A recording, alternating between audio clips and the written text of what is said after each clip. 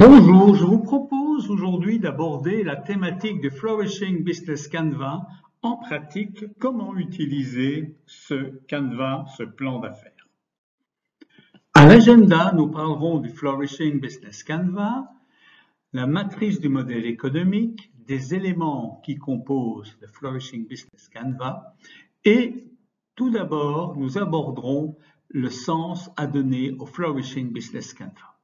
C'est donc, comme tout Canvas, un outil qui permet de dessiner, c'est-à-dire esquisser, prototyper, concevoir, améliorer, communiquer, comprendre, mesurer et diagnostiquer la proposition de valeur d'une entreprise. Ce qui est intéressant dans Flourishing Business Canvas, c'est non seulement la proposition de valeur de l'entreprise à ses clients, mais aussi à ses parties prenantes. Cette proposition de valeur vise l'épanouissement de la vie sur Terre tout en soutenant la possibilité que l'homme et toute forme de vie s'épanouissent ensemble. De ce fait, une entreprise étiquetée, labellisée Flourishing va viser l'épanouissement de toute forme de vie et va chercher à créer un modèle qui a un impact triple en étant rentable sur le plan financier, bénéfique sur le plan social et réactif sur le plan écologique. C'est ce qu'on appelle s'inscrire dans les objectifs du développement durable et pratiquer un marketing 3.0, le marketing durable porteur de sens. En pratique, le Flourishing Business Canvas s'articule autour de 3 grands axes qui pourraient être perçus comme des poupées russes qui s'emboîtent. Le plus extérieur, c'est l'environnement dans lequel se situe l'activité.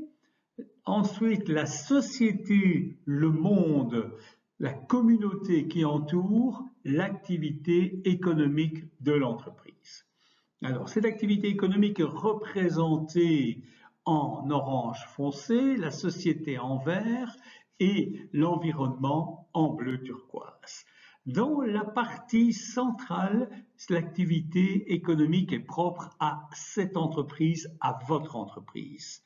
Dans la partie droite, on va rajouter un élément qui est commun à tous, que ce soit une autre entreprise, que ce soit une autre organisation, une autre association.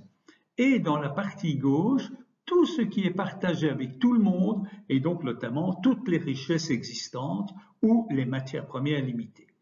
L'objectif, ça sera de distinguer l'approche unique des activités réalisées pour votre entreprise et donc d'identifier aussi les résultats. Si on entre dans le détail, on aura donc cet environnement physique, chimique, biologique, on aura la société avec ses aspects sociaux et technologiques, on aura l'économie avec son modèle monétaire et financier. Au centre de celle-ci, la proposition de valeur. Ce qui est nouveau, c'est que dans le Flourishing Business Canvas va apparaître non seulement la co-création, mais aussi la co-destruction. Qu'est-ce qu'on peut faire aujourd'hui et aussi demain? On va ensuite voir apparaître les clients et les parties prenantes. Les parties prenantes sont nouvelles par rapport à un Canvas classique, et c'est-à-dire qui, avec qui et pour qui va-t-on tisser des relations. Enfin, dans la partie processus, on va se poser la question comment faire, où, avec qui, avec quoi. Tout ça pour quel résultat? C'est la partie du bas, avec les coûts, les bénéfices et puis surtout les finalités. La question sera pourquoi fait-on cette activité, pour quel résultat? En pratique, on va donc créer un business et ce Canvas va identifier les éléments du business qui en fait est une partie intégrante de l'économie, qui est créée par une société qui dépend d'un environnement déterminé et avec ses propres risques et ses opportunités. Alors le Business Canvas va intégrer une série de valeurs qui sont non seulement propres à votre entreprise, mais aussi à d'autres entreprises, d'autres organisations, d'autres communautés, d'autres individus, la faune et la flore et l'environnement qui les composent. L'analyse de votre business doit refléter ces contextes vitaux et décrire les autres acteurs de l'écosystème. C'est la raison pour laquelle vous allez à la fois parler de votre activité et de ce qui tourne autour de celle-ci. En pratique, vous allez vous interroger comment, où et avec quoi votre business co-crée de la valeur pour atteindre ses objectifs. Vous allez vous poser la question de quelle valeur est co-créée, co-détruite, quelle valeur sera co-créée, co-détruite par ce business et ses parties prenantes aujourd'hui et demain. Vous allez aussi vous poser la question, qui sont les personnes impliquées dans ce business, à qui s'adresse-t-il, pour et avec qui. Et vous allez vous intéresser aux résultats, comment va-t-on mesurer le succès en termes monétaires, sociaux et environnementaux. Si on regarde la proposition de valeur, élément important, intéressons-nous à la co-création, à la co-destruction. L'idée est de comprendre les besoins qu'une population, qu'un environnement rencontre et les problèmes que vous voulez solutionner. Quelle valeur votre entreprise apporte-t-elle aux clients, aux parties prenantes? Quel problème va-t-elle résoudre? À quel besoin répond-elle? En termes de co-création, quelles sont les propositions de valeur positives? Quelle est la valeur co-créée avec une partie prenante qui satisfait ses besoins? Et en termes de co-destruction, quelles sont les propositions de valeur négatives? Quelle est la valeur co-détruite avec une partie prenante qui entrave la satisfaction des besoins de cette partie prenante? Cette proposition de valeur, on peut en tenir compte en disant qu'il est important de se démarquer de la concurrence. Alors de quelle manière? Parce qu'on va innover, parce qu'on va jouer sur le prix, la réduction des coûts, la fonctionnalité, la praticité, l'utilisabilité, l'accessibilité, le design de votre projet, le statut conféré à l'utilisateur, la marque, la notoriété. Et vous allez, par exemple, formuler en une ou deux phrases les bénéfices offerts par le produit au segment cible déterminé. Vous allez définir cette proposition de manière à conduire une réflexion sur les segments clients et aux relations avec les parties prenantes que vous souhaitez développer. Justement, quand on parle des parties prenantes, il est important d'identifier les relations, les parties prenantes et les canaux. Alors, c'est-à-dire comment chaque acteur est impliqué dans votre modèle. Quel rôle joue-t-il? Est-il client, travailleur, investisseur, fournisseur? C'est une communauté, un régulateur, une banque? En termes de relations, quelles sont les relations et les contacts que les clients et parties prenantes souhaitent développer? Comment ces relations s'articulent-elles avec les éléments du business model? À quels besoins l'entreprise répond-elle pour chacun de ces segments? On peut identifier les marchés de masse, les marchés de niche, la segmentation, la diversification. Alors, les besoins de l'entreprise par rapport aux segments, les besoins de l'entreprise par rapport aux parties prenantes. Très concrètement, les relations seront analysées sous l'angle quel type de relations sont les plus efficients pour votre produit et votre service. Quelles relations le client souhaite-t-il développer avec votre entreprise? Alors, en termes d'astuces, de bons à savoir, les types de relations qui peuvent être développées sont relativement différentes. Ça peut être un abonnement, un contrat, des transactions spécifiques, une assistance personnalisée, un service, un autoservice, du self-service, un service automatisé, une communauté d'entraide. Et enfin, vous pouvez aussi développer des activités de co-création, créer un produit avec votre segment de clientèle.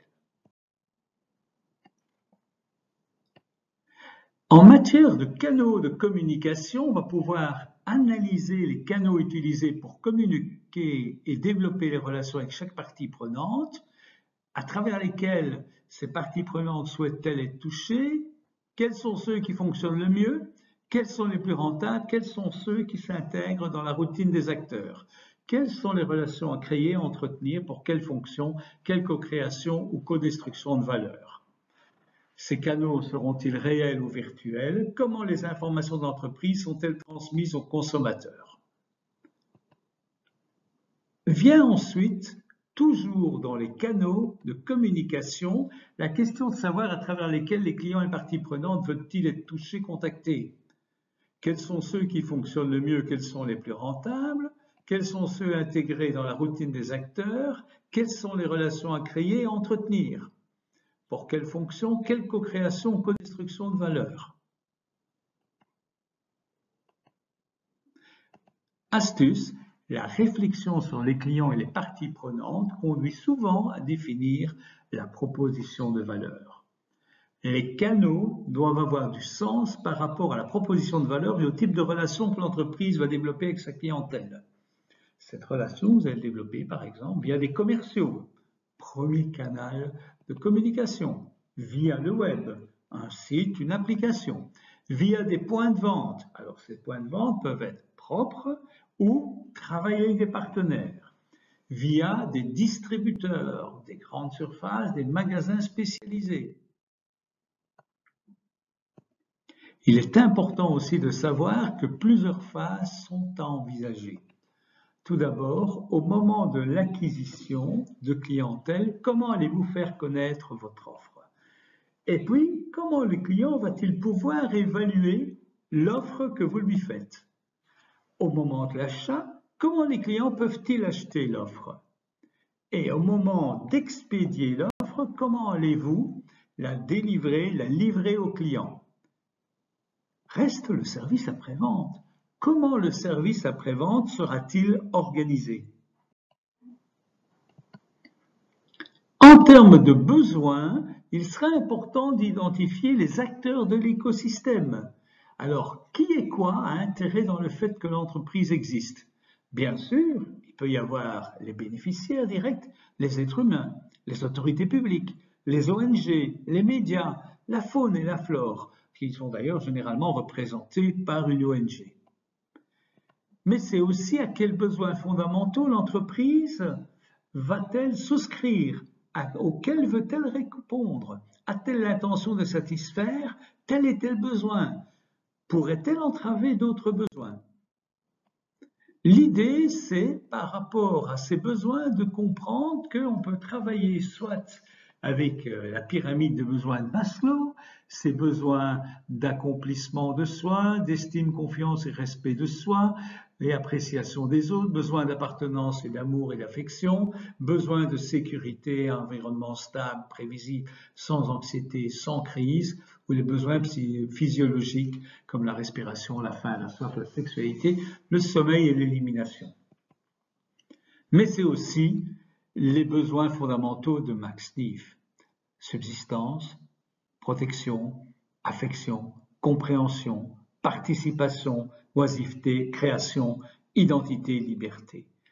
Utilisons ces différents besoins pour identifier à quels besoins votre business veut répondre.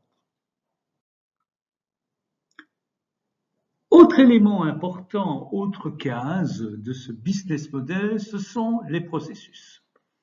Alors les processus sont relativement larges puisqu'on va retrouver les ressources, les partenariats, les activités à gouvernance, les réserves biophysiques et les services de l'écosystème. Si on commence par les activités, quelles sont les activités qui sont nécessaires pour atteindre les objectifs de l'entreprise? Quelles sont les activités clés qu'on va retrouver dans la proposition de valeur? Quelles sont les plus importantes pour les canaux, les relations avec les clients, les parties prenantes, celles qui vont permettre d'atteindre les résultats souhaités? Quelles sont les activités principales et le processus que l'entreprise doit mettre en œuvre pour son produit, réaliser ses offres, assurer sa distribution, gérer et entretenir ses relations avec ses clients, parties prenantes, source de revenus? Toute cette série de questions va conduire à préciser les tâches spécifiques et critiques à réaliser, les programmer, les planifier en réalisant une ligne de temps, en identifiant les ressources internes nécessaires, le personnel, les compétences qui leur seront demandées, les procédés à mettre en place et à définir les différentes catégories d'activités. La production, la résolution de problèmes, le développement de plateformes et de réseaux. Tout cela va pouvoir être réalisé en interne ou en partenariat avec d'autres. D'où l'intérêt de définir quelles sont les parties prenantes qui vont être associées à l'entreprise. Donc, soit des acteurs, partenaires associés, des banquiers, des tiers, des fournisseurs. À quelles ressources ces partenariats permettent-ils d'avoir accès? Quelles activités réalisent-ils pour vous? Ont-ils la capacité de compléter des ressources et d'apporter une valeur ajoutée à l'offre? Quelles sont les motivations de ces parties prenantes? Quelles sont leurs activités? Astuce, il est important de définir l'objectif du partenariat. Soit on veut optimiser les coûts ou la rentabilité. C'est la version économie avec la réduction des risques. Soit on veut acquérir de nouvelles ressources. Soit on veut acquérir de nouvelles activités. Tout ça peut être défini. En matière de processus, on peut toujours s'intéresser aux ressources. Quelles sont les ressources tangibles et intangibles requises pour exécuter les activités? Alors, quelles sont celles qu'on va retrouver dans la proposition de valeur en termes de compétences, de brevets, d'actifs, d'expertise? Quelles ressources sont-elles nécessaires pour les différents canaux de distribution, la relation avec les clients, ou pour réaliser l'offre, la distribution, les relations clients, les sources de revenus? Il sera donc important de s'interroger sur l'ensemble des ressources nécessaires. Bon à savoir, en matière de ressources, il s'agit de déterminer le type de ressources dont on a besoin. Sont-elles de nature physique, intellectuelle? Faut-il déposer une marque, un brevet, des données? Sont-elles de nature humaine? Quel est le savoir-faire dont on a besoin? De nature financière, interne et externe? Mais les ressources, les partenariats, les activités en gouvernance vont poser un problème. Et donc, quelles sont les parties prenantes reconnues comme légitimes que vous allez identifier pour influencer les buts, les propositions de valeur et les processus? Autrement dit, qu'est-ce que vous allez mettre en place comme dispositif de gouvernance pour être efficace? De même, quelles réserves biophysiques allez-vous avoir besoin pour atteindre vos objectifs, c'est-à-dire les matières premières, les matériaux tangibles? Sont-ils déplacés, modifiés, transformés pendant les activités pour atteindre les objectifs? Il est important de savoir que ces matériaux et matières physiques constituent des stocks limités sur la planète, quelle que soit l'activité de l'entreprise, et qu'ils seront sans doute à répartir entre plusieurs entreprises. Toujours en termes de processus, l'on va maintenant s'intéresser au service de l'écosystème. Autrement dit, quels sont les éléments de cet écosystème? Par exemple, a-t-on besoin d'eau propre, d'air frais, d'une croissance végétale et animale pour atteindre ces objectifs? Est-ce qu'ils sont altérés ou seront-ils altérés ou améliorés par les activités de votre entreprise? Alors, ces services d'écosystème sont des processus généralement qui sont alimentés par le soleil, qui utilise les réserves biophysiques pour générer des réponses à des besoins humains. Par exemple, obtenir une eau claire et propre, obtenir un air respirable, un sol productif, le développement de la faune et de la flore. Enfin, les résultats sont des éléments importants. Dans les résultats, on va s'intéresser aux buts et objectifs. Le but de ce modèle n'est plus de se limiter aux bénéfices financiers, mais de s'interroger sur les buts et objectifs de l'entreprise. Sont-ils approuvés par les parties prenantes? Comment définir la réussite de l'entreprise sur le plan écologique, social et économique? À quels objectifs du développement durable l'entreprise souscrit-elle? Et là, nous allons retrouver les objectifs du développement durable. En termes de coûts, l'on va s'interroger à la structure de coûts. Comment l'entreprise mesure-t-elle les coûts engendrés par son modèle économique, tant sur le plan environnemental que social ou économique? Quels sont les coûts les plus importants? Les ressources clés, activités sont-elles les plus chères? Identifions-les. Comment les coûts affectent-ils les résultats, les bénéfices? Quels sont les coûts des différentes ressources utilisées? Quels sont les coûts des activités proposées? Quelles sont les sources de revenus? Et quels sont les coûts les plus importants? L'idée est d'identifier les ressources clés, les activités les plus chères. Quand on parle de coûts, c'est important de pouvoir évaluer les coûts de fonctionnement. Alors, ces coûts de fonctionnement, ils peuvent être en lien avec les activités principales de l'entreprise, en lien avec les partenaires, les activités développées par le partenaire, par les canaux de communication, de distribution, par rapport aux ressources à mettre en œuvre. On peut avoir des coûts fixes qui seront fixes quelle que soit la production et les activités de l'entreprise, des coûts variables qui vont varier en fonction du volume des activités. Et bien sûr, la question des économies d'échelle va se poser à partir d'un certain moment. Comment peut-on faire des économies? On peut aussi avoir des économies de gamme dans les résultats. C'est la raison pour laquelle on va s'intéresser aux bénéfices. Comment l'entreprise mesure-t-elle les avantages de son modèle économique? Alors, les avantages économiques, mais aussi sociaux et environnementaux. Pour quelles valeurs, pour quels avantages les clients sont-ils prêts à payer? Sinon, il n'y a pas de bénéfice. Pour quelle offre, pour quel service paient-ils aujourd'hui? Et comment paient-ils? Sont-ils abonnés? Achètent-ils un droit d'accès? Paient-ils une redevance à chaque utilisation ou achètent-ils un service unique? Comment paient-ils actuellement et souhaitent-ils changer de mode? Quelle est la contribution des flux de revenus aux revenus totaux? Sont-ils des revenus réguliers ou liés à une transaction? En termes de bénéfices, il est toujours intéressant de comprendre toutes les formes de revenus qu'on peut identifier.